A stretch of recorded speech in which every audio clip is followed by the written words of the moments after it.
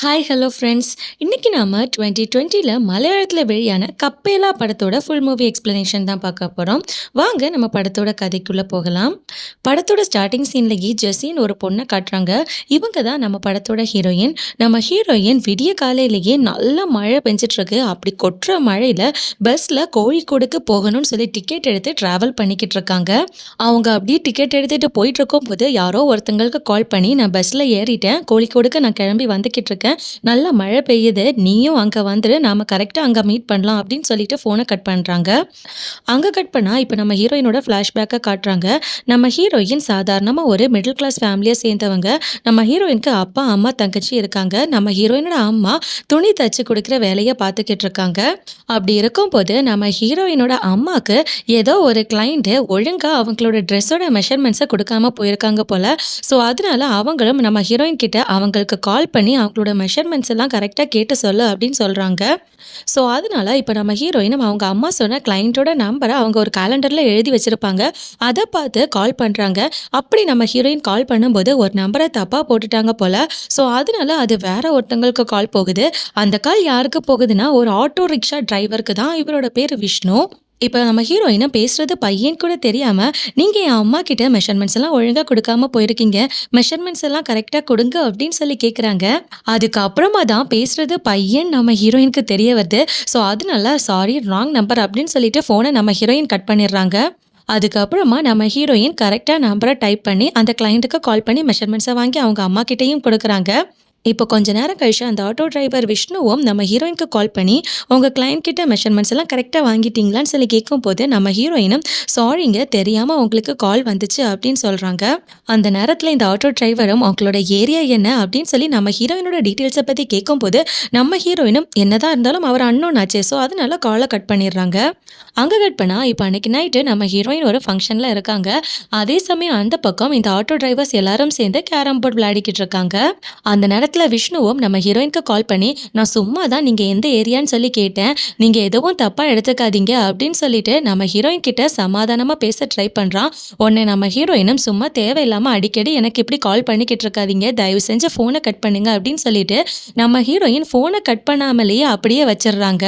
So அதனால இங்கே function வீட்டில் நம்ம ஹீரோயின் அவங்களோட ஃப்ரெண்ட்ஸ் கிட்ட பேசிகிட்டு இருக்க எல்லாமே அந்த ஃபோன் வழியாக விஷ்ணுவுக்கு கேட்குது. அதே சமயம் இப்போ இங்கே நம்ம ஹீரோயினும் அவங்களோட ஃப்ரெண்ட்ஸும் விடுகதையெல்லாம் கேட்டு மாறி மாறி அவங்க விளையாடிக்கிட்டு இருக்காங்க. அப்போ நம்ம ஹீரோயினோட ஃப்ரெண்ட்ஸும் ஹீரோயின் கிட்ட ஒரு விடுகதை கேட்கும்போது அதுக்கான பதில் நம்ம ஹீரோயினுக்கு தெரியல.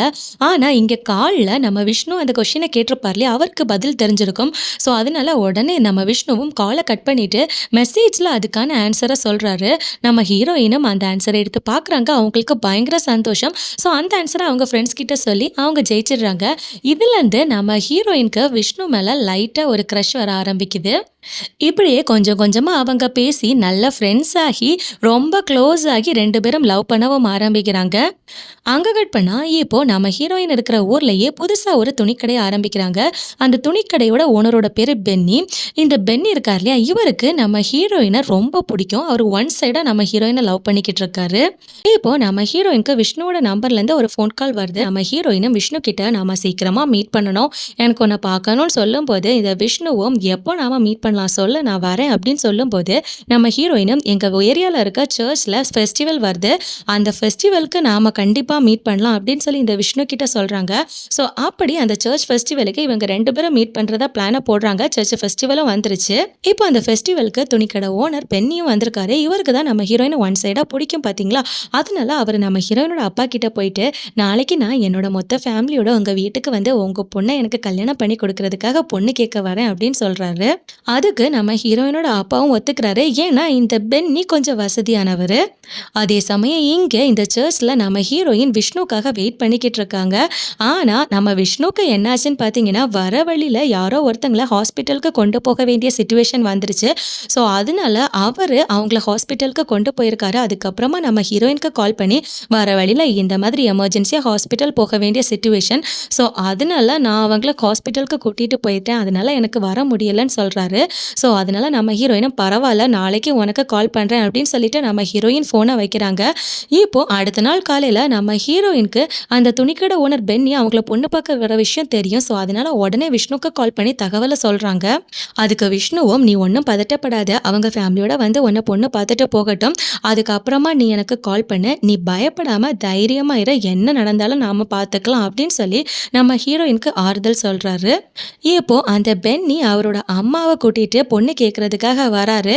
அந்த பென்னியோட அம்மா இருக்காங்க இல்லையா, அவங்க நம்ம ஹீரோயினோட வீட்டுக்குள்ளே வந்ததுமே அவங்களுக்கு நம்ம ஹீரோயினோட வீடும் பிடிக்கல, அவங்க பண்ணுற செயல்கள் எதுவுமே பிடிக்கல. என்னன்னா இந்த பென்னி வந்து கொஞ்சம் வசதியான ஆட்கள், நம்ம ஹீரோயின் வந்து கொஞ்சம் மிடில் கிளாஸ் ஃபேமிலி பார்த்தீங்களா. ஸோ அதனாலவே இந்த பென்னியோட அம்மாவுக்கு அவங்க ஃபேமிலியை சுத்தமாக பிடிக்கல. நம்ம பென்னியோட அம்மாவுக்கு ஒன்றும் பிடிக்காதனால அவங்களும் நாம கொஞ்சம் வசதியானவங்க, இந்த ஃபேமிலியிலேருந்துலாம் நாம பொண்ணு எடுக்க வேணாம் அப்படின்னு சொல்லிட்டு அவங்க ஒத்துக்காம அங்கேருந்து கிளம்பி போகிறாங்க.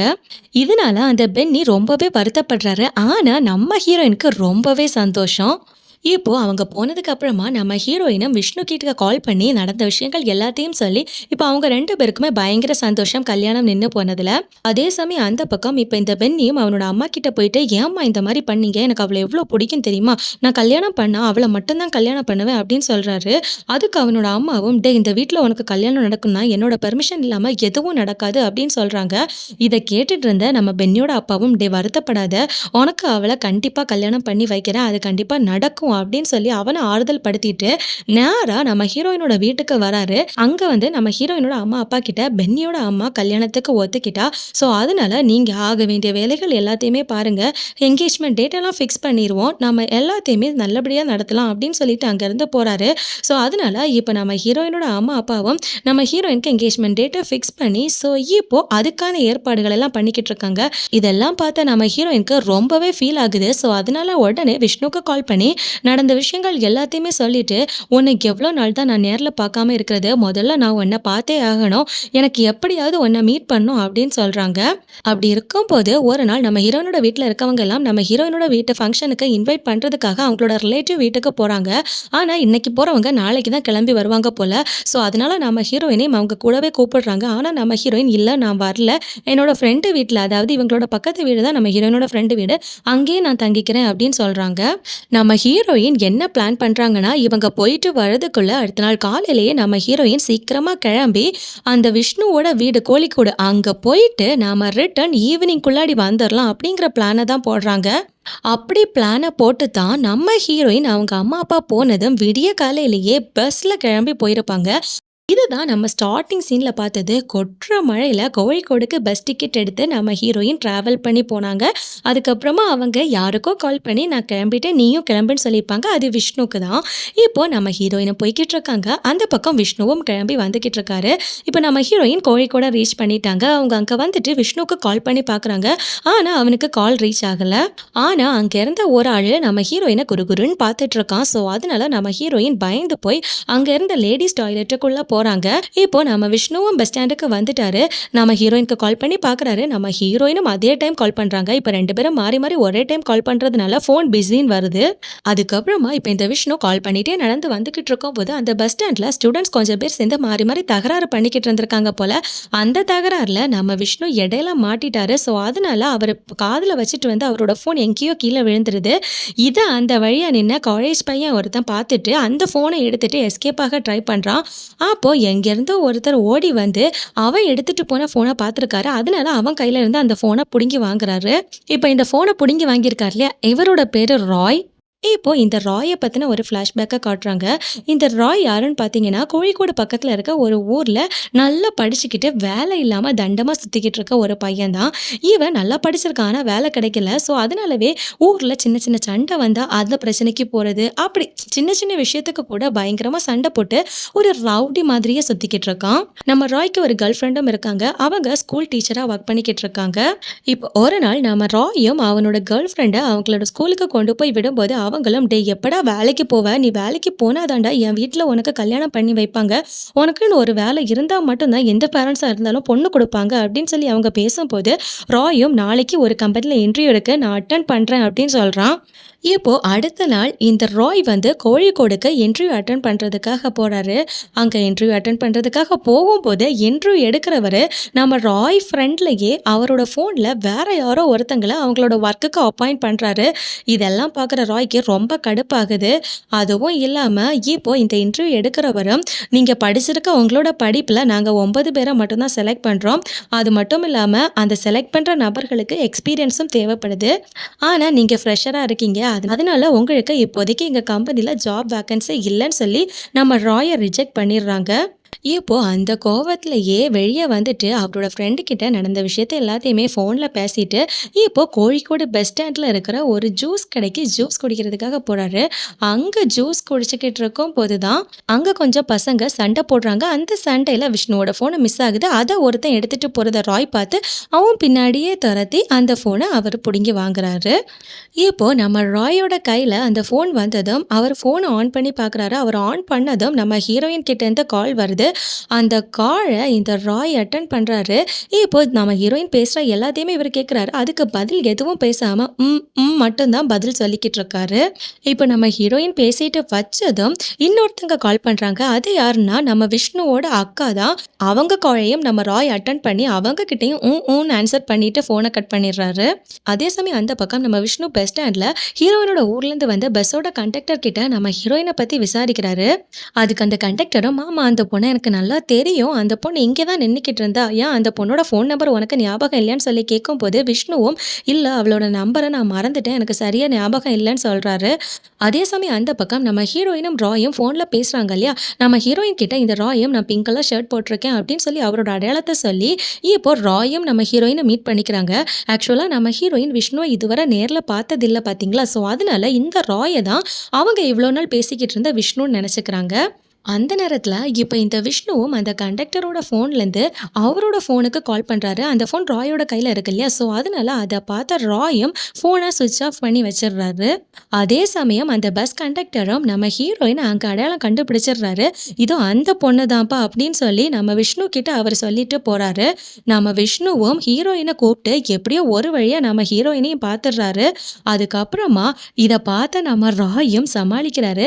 இவர் ஃபோனை மிஸ் பண்ணிட்டாரு. ஸோ ஃபோனை கொடுத்துட்டு போகலான்னு சொல்லி தான் நான் வந்தேன் அப்படின்னு சொல்லி அந்த ஃபோனையும் கொடுத்துட்டு ராய் அங்கேருந்து கிளம்பி போயிடுறாரு. இப்போ நம்ம ஹீரோயினுக்கு தான் இங்கே என்ன நடக்குதுன்னு சொல்லி எதுவுமே புரியல. அவங்க பயங்கர கன்ஃபியூஸ்டாக இருக்காங்க. அதுக்கப்புறமா ஒரு வழியா விஷ்ணுவும் நம்ம ஹீரோயினை சமாதானப்படுத்தி இப்போ நிறைய இடங்களுக்கு கூட்டிகிட்டு போறாரு. இவங்க எங்கெங்க போறாங்களோ அங்கே எல்லா இடத்துலையுமே இந்த ராய் இவங்கள ஃபாலோ பண்ணி போய்கிட்டு இருக்காரு. அப்படி ஒரு பார்க்கில் உட்காந்து விஷ்ணுவும் நம்ம ஹீரோயினும் ஃபோட்டோ எடுத்துக்கிட்டு இருக்கும் போது நம்ம ஹீரோயின் இந்த ராயை நோட் பண்ணுறாங்க. ஸோ அதனால அவங்க விஷ்ணு கிட்ட, "இவன் நம்மளை ஃபாலோ பண்ணி வந்துக்கிட்டு இருக்க மாதிரி தெரியுது" அப்படின்னு சொல்றாங்க. அதனால விஷ்ணுவும் ராய் கிட்ட போயிட்டு சண்டை போடுறான். இப்போ விஷ்ணுக்கும் ராய்க்கும் பயங்கரமா சண்டை நடக்குது. அந்த சண்டையில நம்ம விஷ்ணுக்கும் ஹீரோயினுக்கும் அவங்களோட ட்ரெஸ்ல ரொம்பவே சேராயிருது. அதுக்கப்புறமா ராயும் அவனோட ஃப்ரெண்டுக்கு கால் பண்ணி, "என்ன ஒருத்தன் பயங்கரமா அடிச்சிட்டான், அவனை சும்மா விடக்கூடாது, நாம பழி வாங்கி ஆகணும்" அப்படின்னு சொல்றாரு. அதே சமயம் இந்த பக்கம் நம்ம ஹீரோயினுக்கும் விஷ்ணுக்கும் அவங்களோட ட்ரெஸ் எல்லாம் நல்லா சேராயிட்டு பார்த்தீங்களா? ஸோ அதனால சேஞ்ச் பண்றதுக்காக புதிய ட்ரெஸ் எல்லாம் வாங்கிட்டு இப்போ ஒரு லாட்ஜுக்கு போறாங்க. இப்போ லாட்ஜுக்கு போயிட்டு அவங்க ட்ரெஸ் எல்லாம் சேஞ்ச் பண்ணிக்கிறாங்க. அதுக்கப்புறமா அவங்களுக்கு ஃபுட் சாப்பிட்றதுக்காக விஷ்ணு ஃபுட்டு வாங்குறதுக்கு வெளியே போறான். நம்ம ஹீரோயின் மட்டும்தான் ரூம்ல தனியா உட்காந்துக்கிட்டு இருக்காங்க. இப்போ அந்த லாட்ஜோட ஓனர் ஒரு லேடி இருப்பாங்க. அவங்க நம்ம விஷ்ணுவை பார்க்கறதுக்காக அந்த ரூமுக்கு வர்றாங்க. அதே சமயம் அங்க வெளியில நம்ம ராய் இருக்கார் இல்லையா? அவரோட ஃப்ரெண்டோட சரக்கு அடிக்கிறதுக்காக பாருக்கு போயிருப்பாரு. அங்கிருந்து வெளியே வரும்போது அவர் இப்போ இந்த விஷ்ணுவை பார்க்குறாரு. விஷ்ணு ஃபுட்டு வாங்கிட்டு அவனோட ஆட்டோவை எடுத்துட்டு லாட்ஜுக்கு போறதையும் பார்க்குறாரு. அதை பார்த்துட்டு வேக வேகமா இந்த ராயும் அவரோட ஃப்ரெண்டை கூட்டிட்டு அவனை ஃபாலோ பண்ணியே போறாரு. இப்போ இந்த பக்கம் விஷ்ணு ஃபுட்டெல்லாம் வாங்கிட்டு லாட்ஜுக்கு வந்துட்டாரு. இங்கே இந்த லாட்ஜ் ஓனர் லேடி நம்ம ஹீரோயின் கிட்ட பேசிக்கிட்டு இருக்காங்க இல்லையா? அவங்களும் நம்ம ஹீரோயின் கிட்ட, "இன்னைக்கே நீங்க கிளம்பி மேங்களூர் போறீங்களான்னு சொல்லி கேட்குறாங்க." இதை கேட்ட நம்ம ஹீரோயினுக்கு பயங்கரமா கன்ஃபியூஸ் ஆகுது. எதை பத்தி இவங்க பேசுறாங்க அப்படின்னு அவங்களுக்கு தெரியல. ஆனா உடனே இந்த விஷ்ணுவும் அந்த லேடிய அந்த ரூம்லேருந்து வெளியே இழுத்து கொண்டு வந்துட்டு, என்ன நீ பேசிக்கிட்டு இருக்க? அவள அனுப்புறத பத்தியெல்லாம் நான் பார்த்துக்கிறேன். நீ அவகிட்ட பேசாத" அப்படின்னு சொல்றான். அதுக்கு இந்த லாட்ஜ் ஓனர் லேடியும், "நீ எனக்கு எவ்ளோ காசு தர வேண்டியது இருக்குன்னு தெரியுமா? அவள இப்ப நீ எங்க கொண்டு போக போற?" அப்படின்னு சொல்லி கேட்குறாங்க. அதுக்கு நம்ம விஷ்ணுவும், "அவ இப்ப தானே வந்திருக்கா. எல்லாம் முடிஞ்சதுக்கு அப்புறமா நான் காச வாங்கி உனக்கு தர வேண்டிய பாக்கிய கண்டிப்பா குடுத்துடுறேன்" அப்படின்னு சொல்றான். அப்ப அந்த லேடியும், "சரி அவளோட ஃபோட்டோவ எனக்கும் அனுப்பி வை" அப்படின்னு சொல்லிட்டு அங்கேருந்து கிளம்பி போறா. இப்பதான் ஒரு பங்கமான ட்விஸ்ட். இந்த விஷ்ணு நம்ம ஹீரோயின உண்மையாவே லவ் பண்ணல. நம்ம ஹீரோயின பாலியல் தொழிலுக்கு வேற ஒரு இடத்துக்கு அனுப்பி வைக்கிறதுக்காக தான் அவங்க கிட்ட பழகி அவங்கள அங்கேருந்து இங்க வர வச்சிருக்கான். இந்த லாட்ஜ் ஓனர் லேடியும் இந்த விஷ்ணுவோட கூட்டாளி தான். இப்போ இந்த விஷ்ணு ரூமுக்கு திரும்ப வந்ததும் நம்ம ஹீரோயினுக்கு பயங்கரமா சந்தேகம் வருது. அந்த லேடி மேங்களூருக்கு கூட்டிட்டு போறத பத்தியெல்லாம் பேசியிருப்பாங்க இல்லையா? ஸோ அதனால சந்தேகப்பட்ட நம்ம ஹீரோயினும் உடனடியா அவங்களோட வீட்டுக்கு போறதுக்காக கிளம்புறாங்க.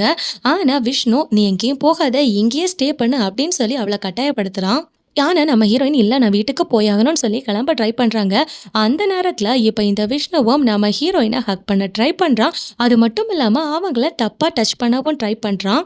நம்ம ஹீரோயினும் எவ்வளவோ தடுக்க முயற்சி பண்றாங்க. ஆனா அவன் விடாம அவளை டச் பண்றதுலயே குறியா இருக்கான்.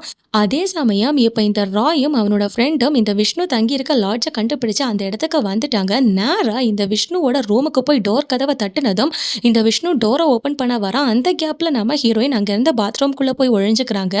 இப்போ வெளியே நிக்கிறது ராய். இப்போ விஷ்ணுக்கும் ராய்க்கும் பயங்கரமா சண்டை நடக்குது. இவங்க சண்டை போடுற சத்தத்தை கேட்டு அந்த லாட்ஜோட ஓனர், அந்த லேடி இருக்காங்க இல்லையா, அவங்க இப்போ மேல வராங்க. இப்போ இந்த லேடியும், "என்னடா இங்க ரவுடித்தனம் பண்ணிக்கிட்டு இருக்கீங்களா? உடனடியா நான் போலீஸ்க்கு கால் பண்ண போறேன்" அப்படின்னு சொல்லிட்டு அவங்க போனை எடுக்கிறாங்க. உடனே ராயோட ஃப்ரெண்டும், "நீ வேணா போலீஸ்க்கு கால் பண்ணு, எங்களுக்கு ஒன்றும் பிரச்சனை இல்லை. போலீஸ் இங்கே வந்த உடனே நீ உன்னோட லாட்ஜில் இங்கே என்னென்ன வேலைகள் பண்ணுறேன்னு சொல்லி நாங்கள் போலீஸ்கிட்ட சொல்லிக்கிறோம்."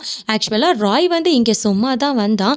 அவனை இவன் அடித்ததுனால இந்த விஷ்ணுவை பழி வாங்குறதுக்காக, அவனை அடிக்கிறதுக்காக மட்டுமே வந்தானே தவிர வேற எந்த நோக்கமும் எங்களுக்கு இல்லை. அவனை அடிச்சுட்டு நாங்கள் இங்கேருந்து போயிடுவோம், அவ்வளோதான். "நீ தைரியமாக போலீஸை கூப்பிடுமா, போலீஸ்கிட்ட நாங்கள் எல்லா உண்மைகளையும் சொல்லிடுறோம்" அப்படின்னு சொல்லி மிரட்டுறான். ஸோ அதனால இப்போ அந்த லேடியும் போலீஸ்க்கு கால் பண்ணாமல் அங்கேருந்து கிளம்பி போகிறாங்க. இப்போ ராயும் அந்த விஷ்ணுவை பயங்கரமா அடிச்சு போட்டுட்டு நம்ம ஹீரோயின் எங்கன்னு சொல்லி கேட்கும்போது நம்ம ஹீரோயின் பாத்ரூம்ல இருக்க விஷயத்த சொல்றான்.